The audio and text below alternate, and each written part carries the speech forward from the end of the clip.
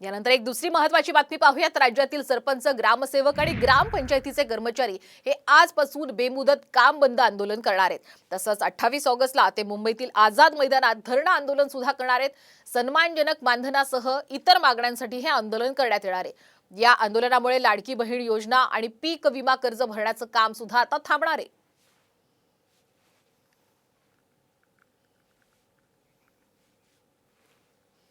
तर आपण पाहतोय 28 ऑगस्टला आझाद मैदानावरती धरणं आंदोलन करण्यात येईल।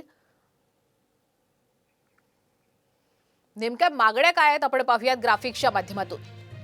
सरपंचांना 15,000 आणि उपसरपंचाला 10,000 तर ग्रामपंचायत सदस्याला 3,000 मानधन द्यावं। ग्रामपंचायत संदर्भातील सर्व घटकांना विमा, पेन्शन, निश्चित वेतन लागू करावं।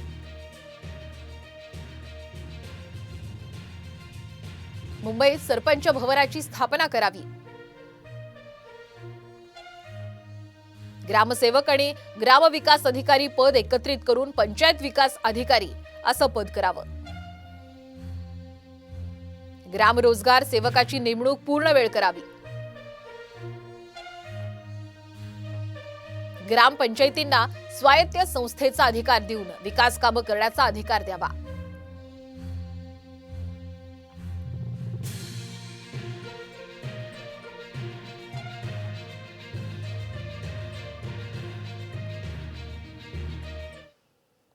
तर या काही मागण्यांसाठी आजपासून आता संप पुकारला जातोय। या बातमीवर अशी नजर असेलच। उर्वरित महत्त्वाच्या बातम्या पाहूयात वेगवान पद्धतीने।